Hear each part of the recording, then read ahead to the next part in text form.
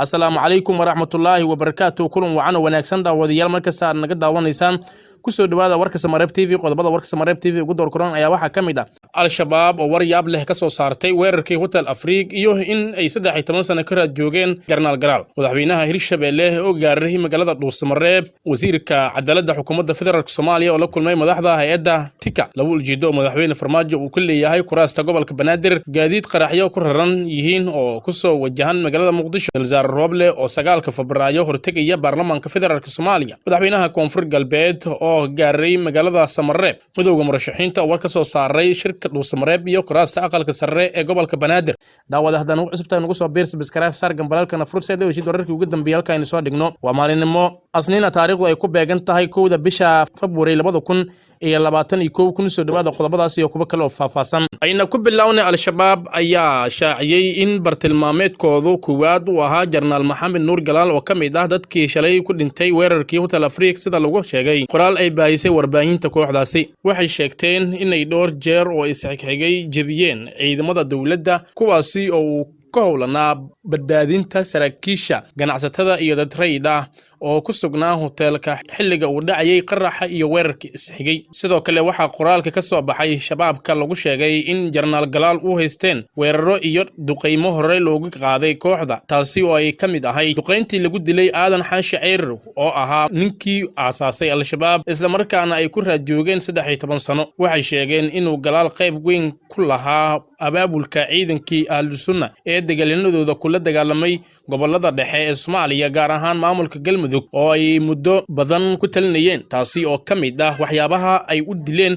jarnaalka sida ay sheegeen waxa kale oo ay sheegteen inay qaraxii iyo weerarkii shalay ee hotel Afrique lagu dilay 13 xubnood halka ay ku sheegeen dhaawacna inuu gaaraya 40 ruux taasi oo ka gedisan xogta ay ciidamada booliiska u tabiyeen warbaahinta midaasi oo ahayd 9 ruux oo dhimasho iyo 10 dhaawaca ugu dambeyntii waxa qoraalka ka soo baxay kooxda digniin loogu diray cid kasta oo qayb ka noqota dagaalka lagula jiro kooxda iyagoona sheegay haddii taasi bedelkeeda sameeyeen ay ciqaab adag kala kulmi doonaan dagaalanada al-shabaab Mareykanka ayaa duqeyn uu kowdii May ee sanadkii 2008 ka fuliyay magaalada Dhuusamareeb ku dilay Aadan Xaashi Ceyr oo ahaa ninkii aasaasay al-shabaab waana shakhsiga ugu muhiimsan ee shabaab ku eedeysay Galaal Allah u naxariistay inuu ka dambeeyay qorshihii lagu dilay hogaamiyahooda Jarnaal Maxamed Nuur Galaal ayaa kamid ahaa saraakiishii ciidanka xoogga dalka waxa uu door weyn uu ka soo qaatay dhismaha iyo tayeynta ciidamada qalabka sida uu ku soo qabtay xilal kala duwan Allah u naxariistay waxa uu jarnaalku shalay ku geeriyooday weerarkii hotel Afrique wuxuuna kamid noqday 9 qof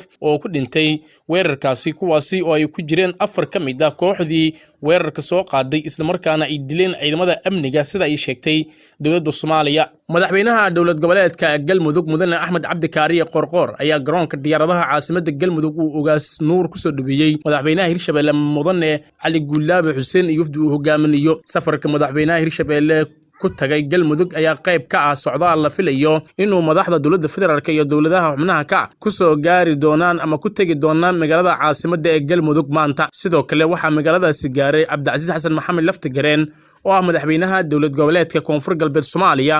oo la filayo inuu ka qayb galo shirkaasi sidoo kale waxa wali gaarin magaalada Dhuusamareeb gudoomiyaha gobolka Banaadir madaxweynaha dawlad goboleedka Jubbaland kan Puntland sidoo kale la filaya in saacadaha soo aadan magaalada Dhuusamareeb gaaraan madaxweynayaasha maamul goboleedyada kale ee dalka iyo madaxda dawladda federaalka Soomaaliya ee ka qayb galaya shirka wadatashiga shirkan ayaa la filayaa in maalinta bari ka furmo magaalada Dhuusamareeb ayna ka qayb galaan madaxda dawladda federaalka iyo kuwa maamul goboleedyada shirkan ayaana looga arinsanaya khilaafka ka taagan doorashada Soomaaliya iyo sida laga yeeli karo wasiirka cadaaladda xukuumadda federaalka Soomaaliya mudane Cabdilqaadir Maxamed Nuur oo uu weheliyo agaasimaha guud ee wasaaradda ayaa maanta xafiiskiisa ku qaabilay madaxayada Tika Ilhaami Taras iyaga oo ka wada hadlay sidii labada dhinac isaga kaashan lahaayeen dhismaha iyo dib u habeynta xarumaha garsoorka ee bulshada looga adeegayo inta aysan kulanka gelin waxay kormeer ku tageen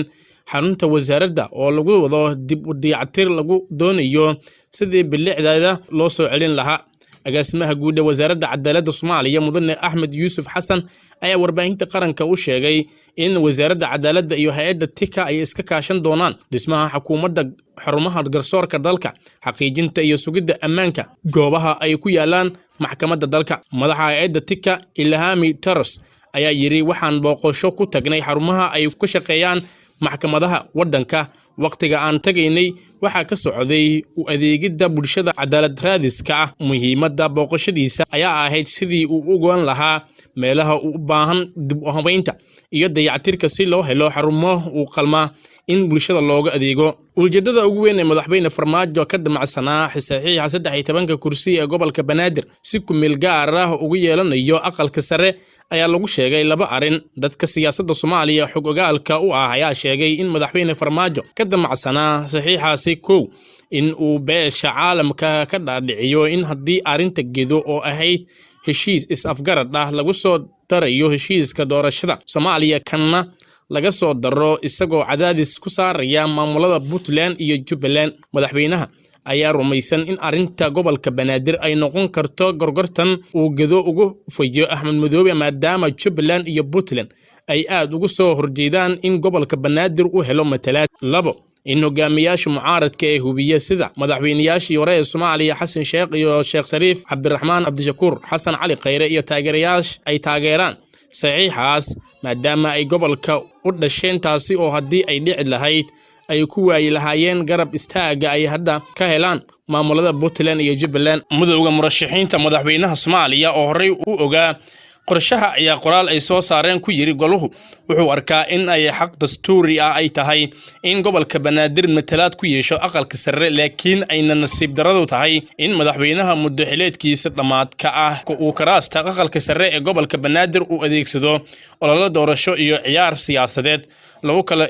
irdhinayo bulshada Soomaaliyeed. Sida muuqata madaxweynaha ayaa ugu dambeyn si aan toos ahayn uga laabtay saxiixa kadib markii uu xalay sheegay in shirka Dhuusamareeb kaliya looga hadli doono heshiiska 17 Sebtembar ee sanadkii hore lagu gaaray magaalada Muqdisho. Heshiiska